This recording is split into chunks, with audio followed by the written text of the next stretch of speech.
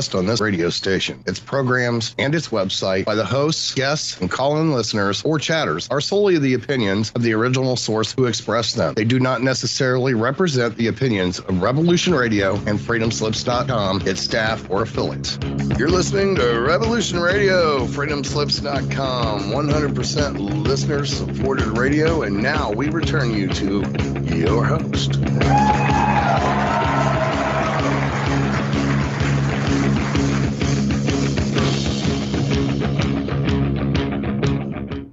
If you've made it this far, or you've just joined us, or, of course, you're listening to this in the future on some of our streaming platforms that we enjoy so much. Hi, Rumble. Hi. Guess what? You are back with David Mackey's Shiny Side Out on Revolution Radio, the #1 listener supported talk radio on the net. So push the donate button or subscribe to the archives. But they're free to subscribe. You just jump in. You used to have to subscribe to them, but now you don't. You can just log in and you can get any of the host shows you want. They're all in MP3 format, so it's so easy to binge them.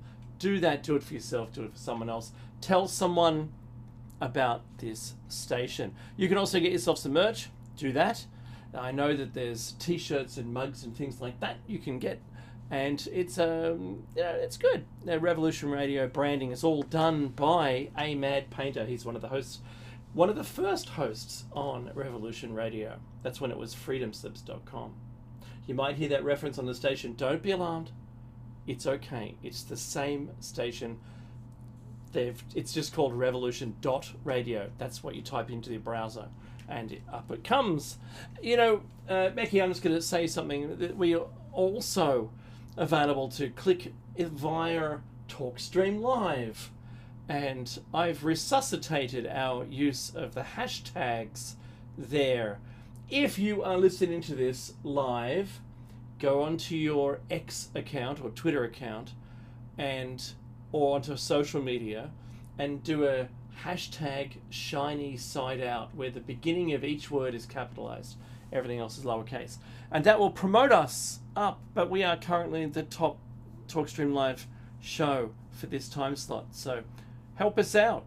Get the word out. Tell your friends. Tell your friends. Do that.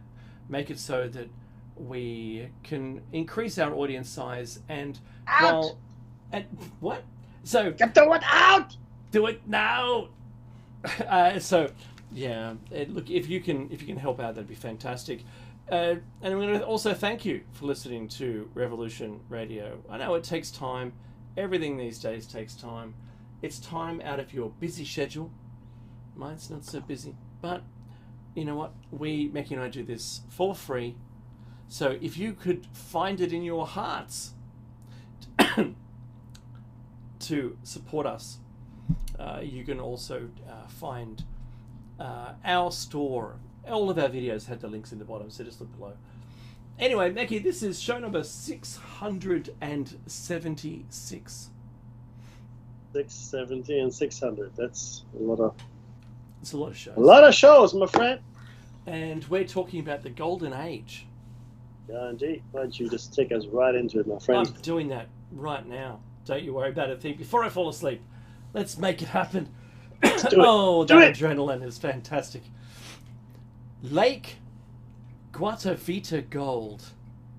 While the existence of a sacred lake in the eastern ranges of the Andes associated with Indian rituals involving gold was known to the Spaniards possibly as early as 1531, its location was only discovered in 1537 by Conquistador, I'll do it again, I'll fix it in post, Conquistador Gonzalo Jimenez de Quesada, while on an expedition to the highlands of the eastern ranges of the Andes in search of gold.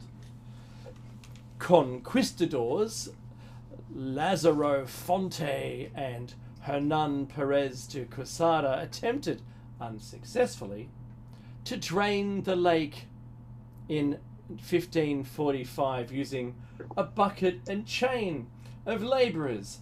After 3 months, I don't want to be on that work gang. 3 months, the water level had been reduced by 3 meters, and only a small amount of gold was recovered. With the value of 3,000 to 4,000 pesos, approximately $100,000 today, a peso or piece of 8. Pieces of 8, rah!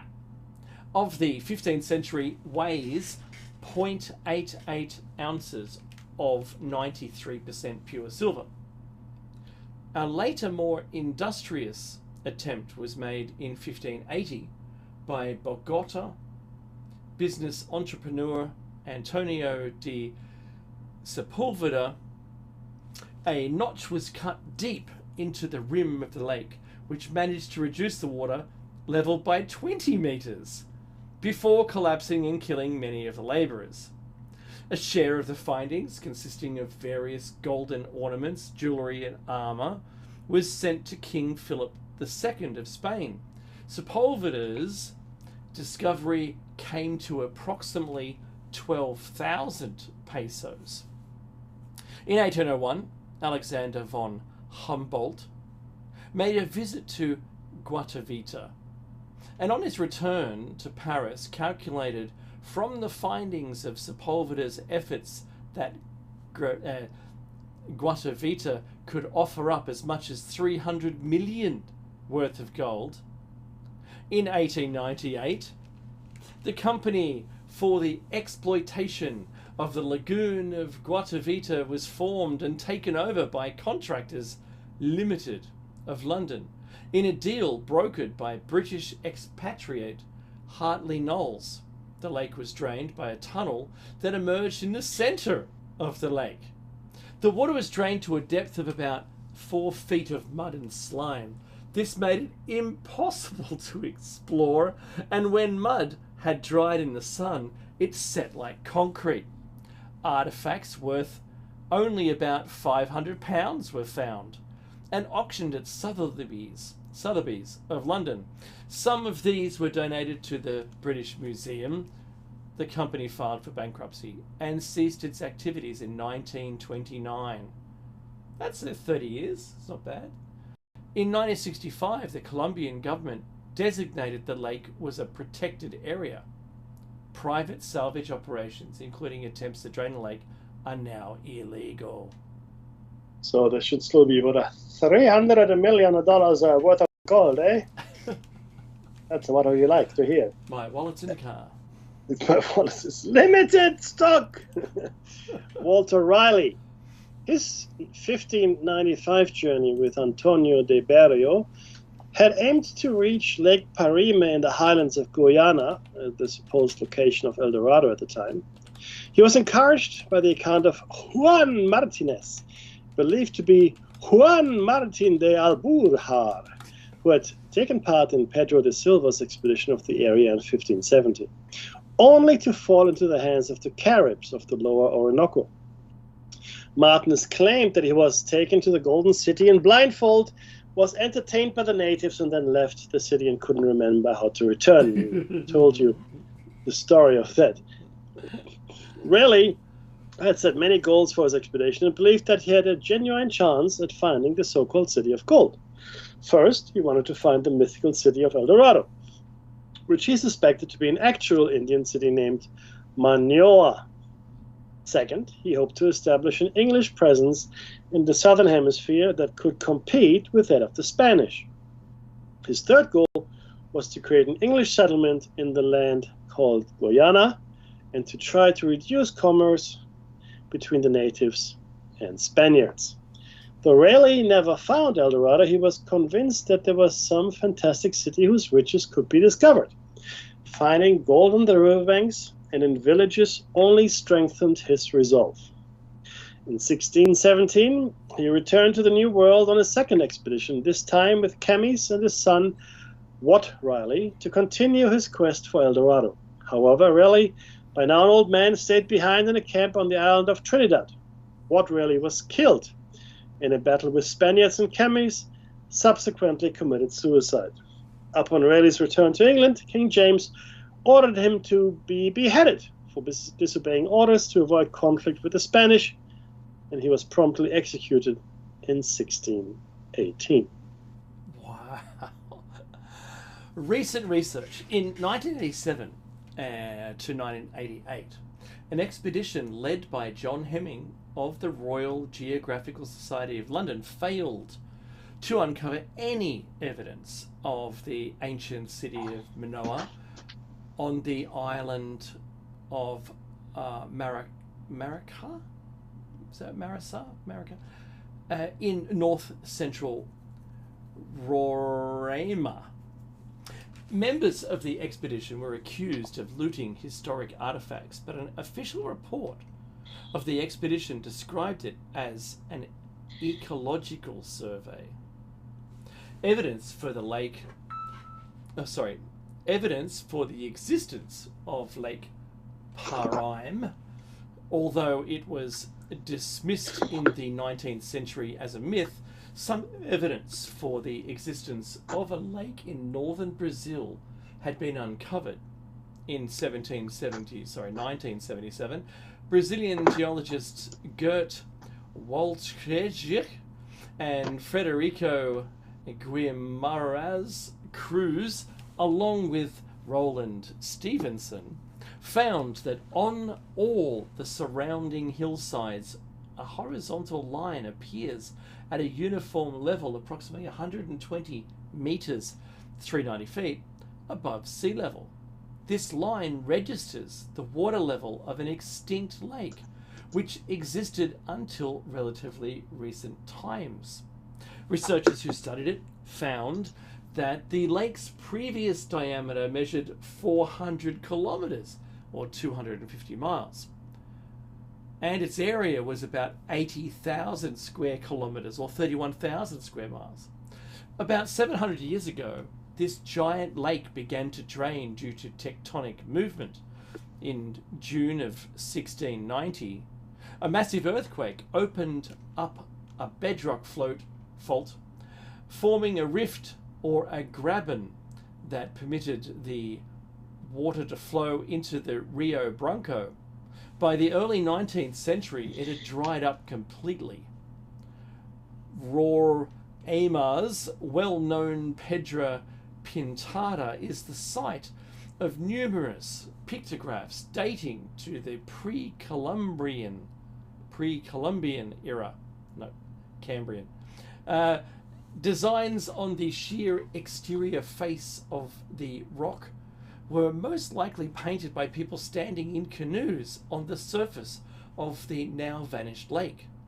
Gold, which was reported to be washed up on the shores of the lake, was most likely carried by streams and rivers out of the mountains, where it can be found today. El Dorado. It's certainly sparked the imagination for many European explorers, and I think to this day, and if we look at the Amazon, it would be known now that it probably was a garden, probably well irrigated, probably well looked after for a long time. Yeah. In completely prehistoric context, we have no knowledge of how this was done and by whom. And just also then the two things that I find interesting in that area of the world is that the riverbeds shift very fast and a lot due to sedimentation, etc., and so forth, right? The rainfall is quite high. And secondly, the jungle reclaims things very, very quickly. So there are two things here. Even if you've been somewhere and you go back after 5, 10, 20 years, chances are that the riverbeds have changed, and well, if the city wasn't, kept free from jungle growth, chances are it would have been overgrown. You so wouldn't even see it being there. Mackie, correct. I wanted to say something that 700 years ago, or approximately then, there was a huge tsunami in the Pacific. Huge, massive, wiped out most of the Pacific island nations. It washed over the top of Sydney Harbour's, Sydney's foreshore, or the cliffs, and came to rest at the base of the Blue Mountains. Extraordinary, huge thing. Right? And the ancient cultures that used to live in the Pacific Islands, notably that in New Zealand was completely washed away. And they still have some megalithic structures there from the ancient peoples when the Maoris first visited them about 700 years ago. Yeah. So that makes sense. There was something huge that happened, and I don't think we've gotten to that yet. Not in this text, but sort of within mainstream research. But you know, it's going to come to light one day. Oh, look, and I think there's renewed interest in the area as well as the subject matter. The dating of the, I guess, the age of American settlement, who did it, what people they were, where they came from, what kind of marks they left, etc., etc. I think you can love him or hate him, but Graham Hancock did do that at the very least for American archaeology. He stimulated a massive popular interest in what's happening and what has happened in the study of these sites, which are really, like, they don't follow the, as you know, they don't follow the officially accepted story.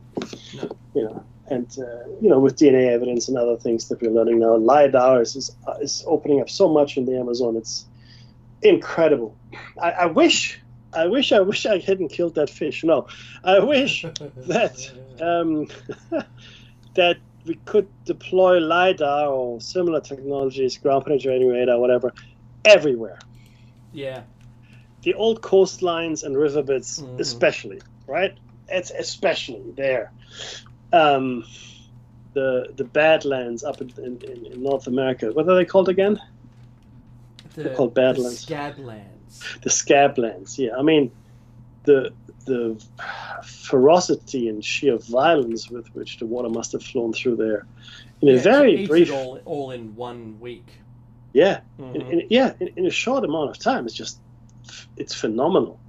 I mean, we underestimate, I think, the impact nature can have on us unless we live through it.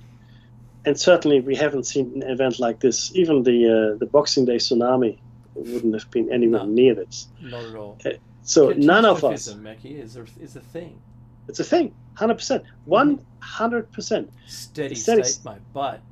No, steady state is dead in the water as far as I'm concerned, in many ways, including evolutionary theory.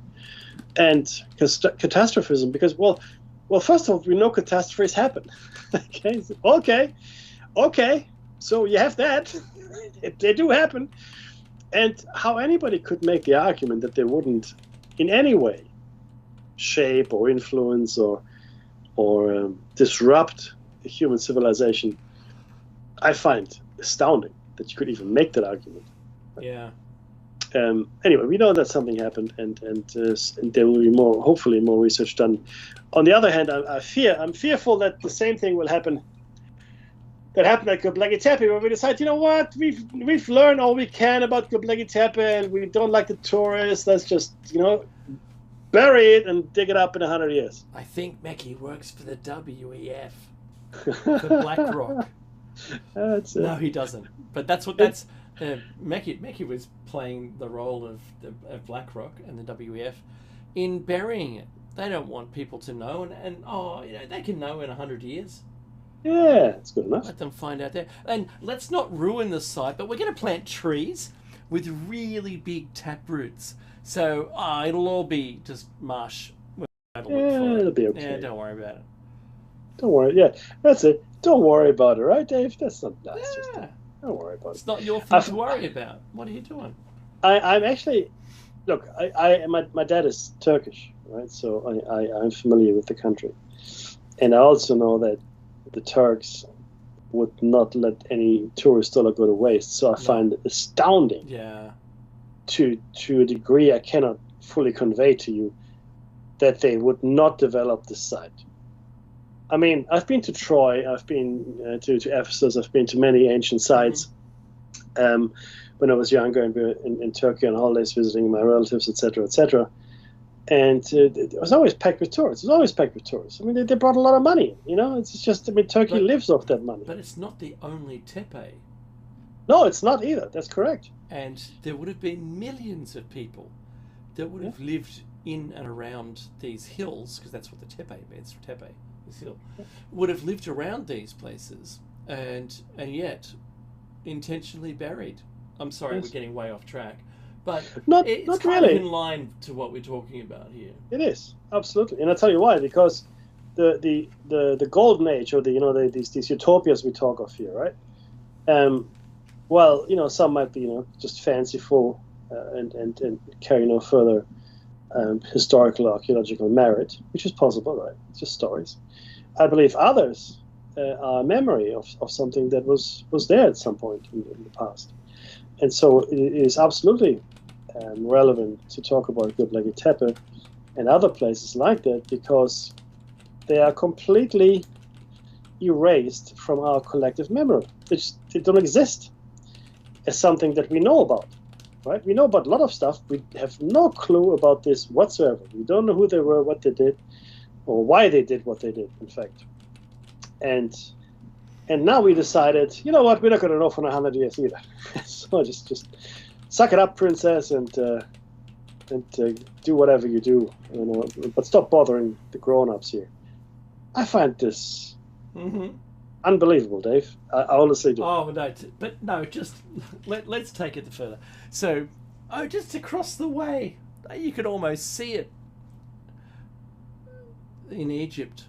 The mainstay historian of Egypt, when prompted with, you've heard about Göbekli Tepe? It's older than the pyramids. What? Where is this place? It doesn't exist. You're making it up. He turns around to his buddy and goes, have you heard of this? Yeah, that's Is this a thing? Is that something? He was furious. But he's known for getting furious. But that's all right. Yeah. It's very funny. Unbelievable. But look, and we should bring this up because it's all connected, right? This is, again, people remember things through stories, myths, fables, legends, etc.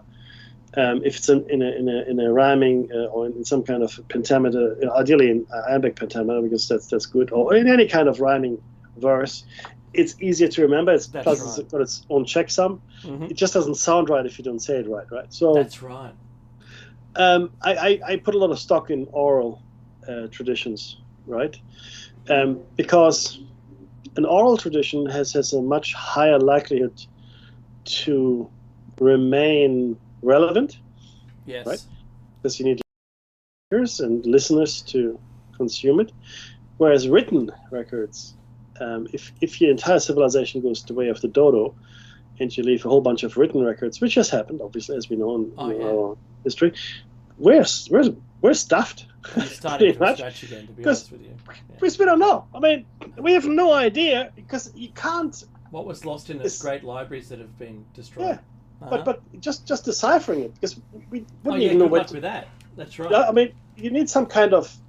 You need some kind of thing like the Georgia Guidestones, Becky. Oh, no, they're gone now.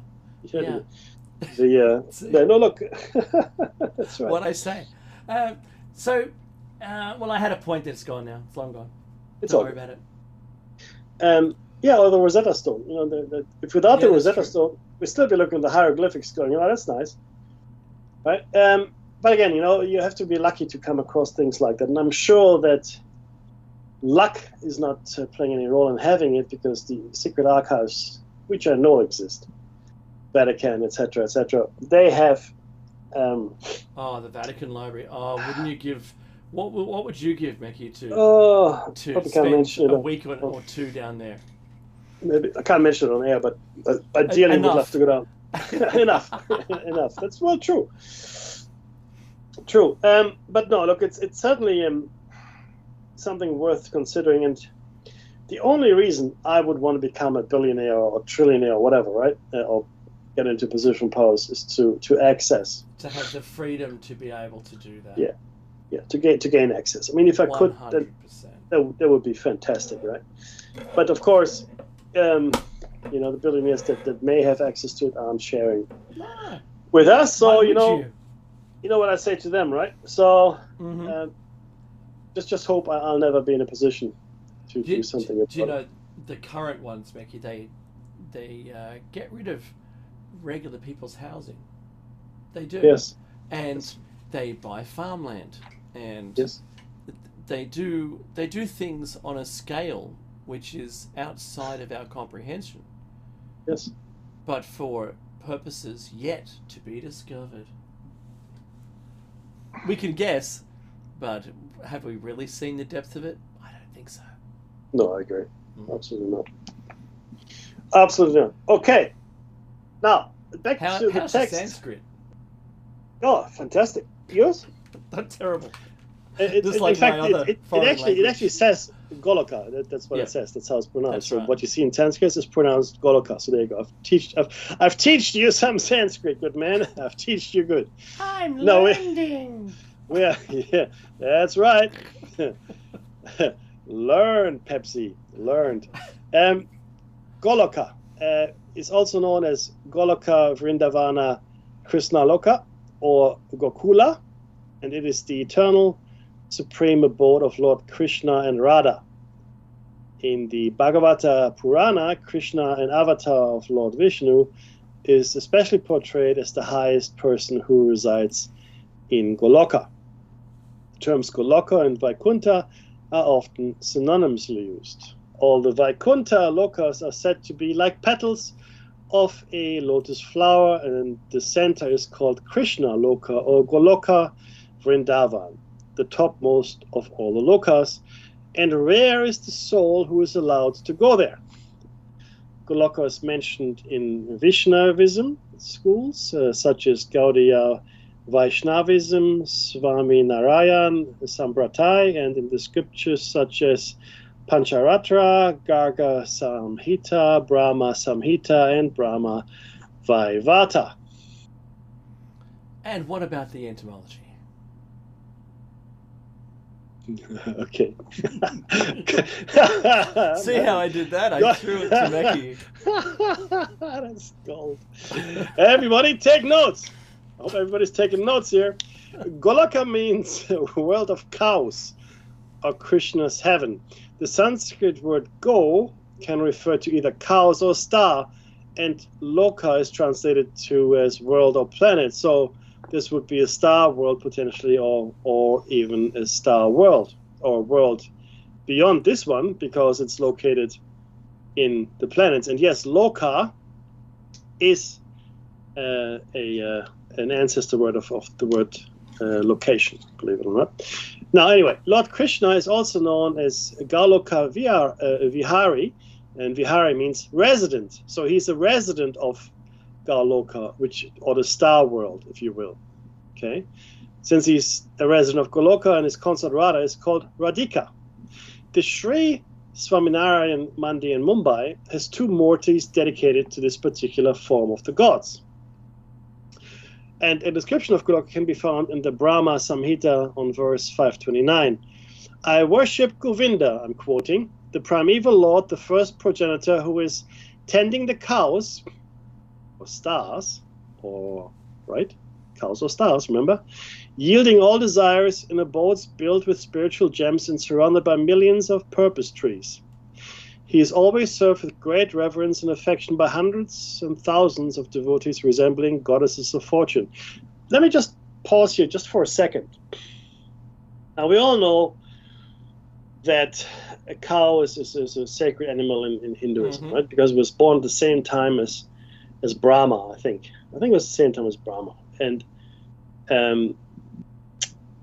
every part of the cow is sacred except its mouth, which was caught telling a lie. There you go. But what if, now fair enough, the cow mythology might still exist, but what if a large tracts of Sanskrit, the Vedas and so forth, are actually referring to not cows, but stars? Well, I went down this path in my head already, and it was right? like they've returned to say hello, and they've gone, what's with all the cows? I don't understand. So, star. Let's say it. Say it after me. Star. Right? Yeah. And so star. So Goloka. So go is either cow or star. and Loka is world or planet. So either planet of the cows, or star planet, or star world, star planet, right? Like a planet beyond our solar system, quite potentially. So much more sense. So look, to me too, especially if you look at the rest of the ancient Indian texts and mythologies, it's really fascinating stuff. Or the Vimanas, etc. Anywho, Sanatana Goswami, an author of a number of important works in the Bhakti tradition of Gaudiya Vaishnavism, states Sri Goloka is considered the ultimate destination of spiritual endeavor. Among all the 18 Puranas, the Brahma Vaivata Purana explicitly describes Goloka Vrindavan to be about 500 million yojanas, about 4 billion miles above Vaikuntha Loka, and expands till 30 million yojanas, about 240 miles. Sorry, 240 million miles, I should say. The depiction is similar with a verse found in Brahma Samhita 5.4.3. Acharyas of Gaudiya Vaishnavism explains it to be limitless. Both Vaikuntha and Goloka are considered to be Nityadama, or eternal realms of existence, which are not prone to annihilation even after the whole cosmic dissolution. Lord Krishna, in his two-armed form, eternally reside in the realm of Loka, and in his four-armed form as Lord Vishnu, he eternally resides in the realm of Vaikuntha Loka. Dave, why don't you tell us about the literary sources? Oh, I appreciated that. Literary sources. Mention of Goloka is also found in other Puranas, such as Skanda Purana and Markandeya Purana. In Brihad Bhagavatamrita, Srila Sanatana Goswami explains this verse is quoted from Skanda Purana and is spoken by Lord Krishna to Arjuna. Evam, you read this, Mackie. You're better at accent. Evam bahu vidhai rupais karamiya vasundarharam brahma lokam ka kaunteya golokam ka sanatanam.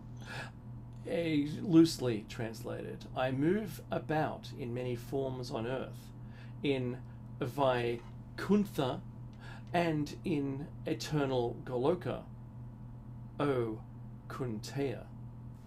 In the Markandeya Purana, the Supreme Personality of Godhead declares, Meki.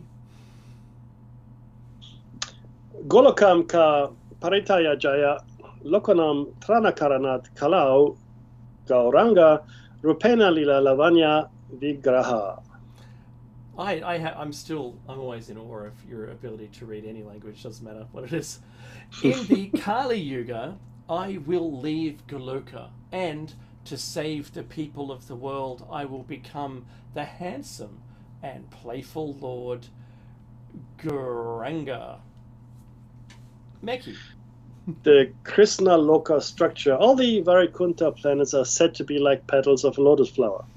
And the principal part of that lotus, called Krishna Loka or Goloka Vrindavana, is the center of all the Vaikunthas. Thus, the expansion of Krishna in various forms, as well as his various abodes on the spiritual planets in the spiritual sky, are unlimited. Krishna Loka is divided into three different portions: Gokula, Mathura, Dvaraka, and that's it. As stated in Brahma Samhita 5.43, all the Vaikuntha planets in the spiritual sky known as Vishnu Loka emanate from the predominating deity of Krishna Loka, Goloka Vrindavana, known as Bhagavan. It's interesting. Yes, it totally is. Sorry, just want to, because the Hindu religion, as well as, I guess, Sanskrit. So Sanskrit is the oldest living, or I guess semi-living language, right? Mm-hmm. And there are very few of those left in the world.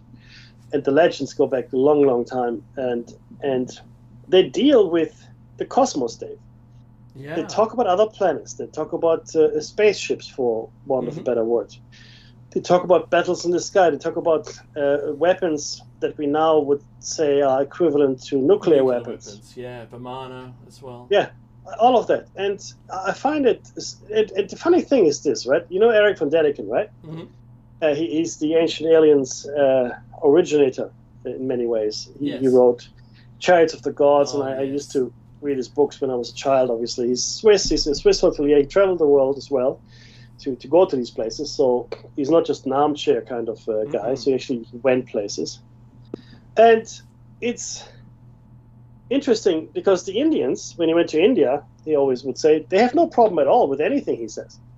Mm-hmm. He goes, we know that. That's what happened. It's like, yeah. And in the West, of course, we make fun of it. We don't accept it because it's not part of our learning. and he's vilified. Whereas, like I said, in South Asia, but India specifically, and probably China as well to some extent, or Asia for the rest of Asia, and potentially in Africa and in South America. So in all the places, right, where people have retained a certain connection to the past through stories or otherwise, what he says is, they go, I mean, it's like saying, the sky is blue. Uh-huh. The sky is blue and this tree is tall, right? So that's what we're saying here, right?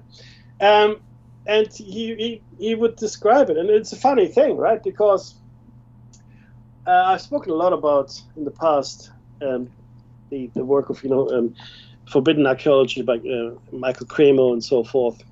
Again, in India, we know that the human race is a lot older than you all think, right? The artifacts we find, sometimes a ridiculous age, like hundreds of millions of years, we find artifacts. If we accept, the dating methods as well as the stratus in the Earth, hundreds of millions of years, it does not compute at all. Then you look at the king lists. They're kings or gods that ruled for hundreds of thousands of years. Hundreds of thousands of years. That's just an individual life. Imagine a civilization of people like that that would last for tens of millions and maybe longer years because they all lived that long. Oh, imagine politics in that civilization would be for the long game. It would be a long game, and not this, 3 or 4 year short little cycle of it may as well just be the news cycle. It's like I promise you healthcare until that star goes supernova. Okay. No, but again, see, I know I keep saying this, and I know it might sound repetitive, but it's really important to keep this in mind. It bears remembering. Mm-hmm. We are looking at everything from our point of view. Our point of view. That's right. All right, and again, I urge you to look at where the Earth is located in the Milky Way, and then look at where the Milky Way is located in the supercluster, and just understand just how small, not insignificant, because we've done wonderful things and great things, but just in the scheme of things, how small our experience is. There could be creatures out there, because we know there are supermassive suns that our sun wouldn't even be a carbuncle on. Right? It's just it's ridiculous, and there would be, of course, supermassive planets, and I mean, who knows how big the biggest creatures are and how small the smallest creatures are? We don't know how long they live, how short they. I mean, we know there's some very short-lived creatures, right? And by the same token, we just can't get beyond ourselves in accepting that longevity of that kind is normal. It could be achieved even by us. There's no reason why we couldn't live that long, always providing a brick doesn't fall on your head. If we could just stop the kill switch. That's it. And in fact, have a think about this, if you will. We live on planet Earth, and we count our rotations around the star.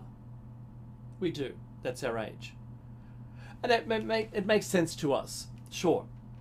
But if we were to live on a planet who took, 80,000 years to circle its sun, its star, a supermassive, red giant or something, right? And it could be far enough away that the orbit was sufficiently long that you didn't even orbit a single arc second around its star. Could you imagine that? I think that those kind of what we do is we apply, it's an anthropomorphizing, we apply what we are to everything in the universe, and it's completely senseless. When you look at the Sumerian depictions of their the Anunnaki, for instance, they're holding lions like we do cats. Yep. Comparatively sized. But these were regular sized lions that we have today, but they were extraordinarily tall. Yeah.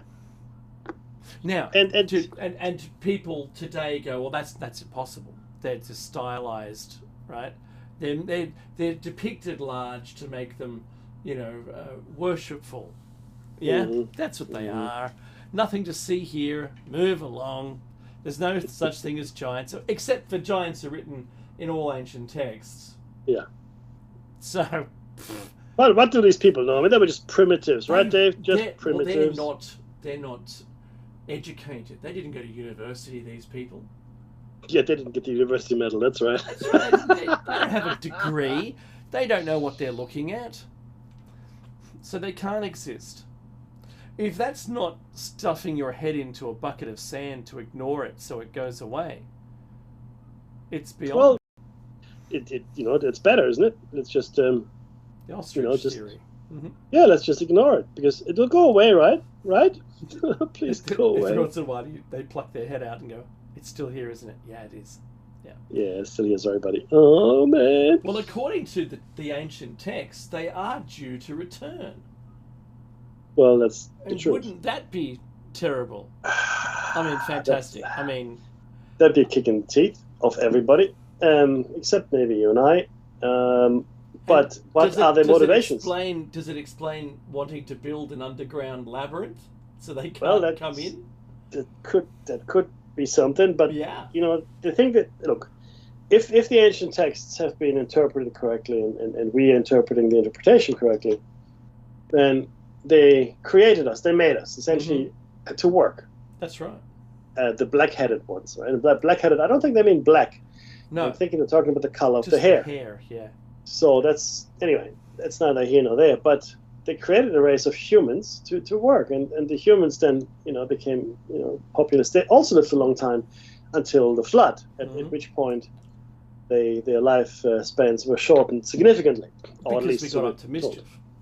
Well, so it seems. Or when mischief in the context of it displeased the gods. Well, let's call them the gods, right? Yes. It displeased them. Does it mean that we did something wrong? No, it does not. Depending on what kind of yardstick you use, right?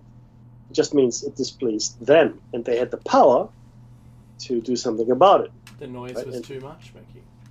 Yeah, and maybe if we had been left to our own devices, look, you've got the legends of Lucifer and Prometheus. They're the same legend of the Lightbringer. That's right. And the Lightbringer, in my opinion, again, this is just a euphemism or an analogy for knowledge, as it were, right? The light of knowledge. And they were both punished. The devil, or Lucifer, was punished by being cast to the earth and into a snake. His arms and legs were taken, and now you're going to crawl around your belly for the rest of your life. Thank you very much. And man will stomp on your head. And you, Adam and Eve, get out before you eat from the tree of life and become like us. Kick you out. Prometheus, still in the fire of the gods, do you? I tell you what. And he was a titan, by the way, Prometheus. Okay? He was not a god, he was a titan, so he was older than the gods. Right. And he was chained to a rock, and for his troubles, he had a vulture or an eagle, I can't remember, one or the other, come and fly to him every day, eat his liver, and overnight it grow back, and he could enjoy the agony of having his liver eaten all over again until the end of time. So that's the punishment they gave these people, or creatures or entities, that wanted to give us knowledge. Right? Good times back then, Mickey, good times. Good times. But the kicker for me always is, and will always remain, you're not gonna get immortality. If we gave you immortality, you'd be like us. What would you do with it? Yeah. You're not gonna happen. I think you have enough time to finish off Eridu. Yes, absolutely, 100%. So Eridu, Sumerian, Nunki, Akkadian, Iritu, modern Arabic. Tel Abu Sharaim is an archaeological site in southern Mesopotamia. Modern Dir-Kar Governorate, Iraq, Eridu was long considered the earliest city in southern Mesopotamia and is still today argued to be the oldest city in the world. That's the entire planet. Located 12 kilometers south of Eridu was the southernmost of a conglomeration of Sumerian cities that grew around temples, almost in sight of one another. These buildings were made of mud brick and built on top of one another, with the temples growing upward and the village growing outward. A larger city was built. In Sumerian mythology, Eridu was originally the home of Enki, later known by the Akkadians as Ea, who was considered to have founded the city. His temple was called Abzu, as Enki was believed to live in Abzu, an aquifer from which all life was believed to stem. The prominence, Meki, do you want to take? You can take. Sure. Eridu, also translated as Eriduk, could mean mighty place or guidance place. In the Sumerian king list, Eridu is named as the city of the first kings. The king list continues. In Eridu, Alulim became king. He ruled for 28,800 years. Alalnga ruled for 36,000 years. Two kings, they ruled for 64,800 years. Then Eridu fell and the kingship was taken to Bad Tibira. The king list gave particularly long reigns to the kings who ruled before the Great Flood occurred, and shows how the center of power progressively moved from the south to the north of the country. Adapa, a man of Eridu, is depicted as an early culture hero, identified with Uan, a half-human creature from the sea, Abalgu from up water, and Galbik and Luman, so big waterman. He was considered to have brought civilization to the city during the time of King Alulim. In Sumerian mythology, Eridu was the home of the Abzu temple of the god Enki, the Sumerian counterpart of the Akkadian god Ea, god of deep waters, wisdom, and magic. Like all the Sumerian and Babylonian gods, Enki Ea began as a local god who, according to the later cosmology, came to share the rule of the cosmos with Anu and Enlil. His kingdom was the sweet waters that lay below earth, Sumerian Ab for water, as well as Zu, far, so the far water. The stories of Inanna, goddess of Uruk, describe how she had to go to Eridu in order to receive the gifts of civilization. At first, Enki, the god of Eridu, attempted to retrieve these sources of his power, but later willingly accepted that Uruk now was the center of the land. This seems to be a mythical reference to the transfer of power northward. Babylonian texts talk of the foundation of Eridu by the god Marduk as the first city. The holy city, the dwelling of the other gods, that is, delight.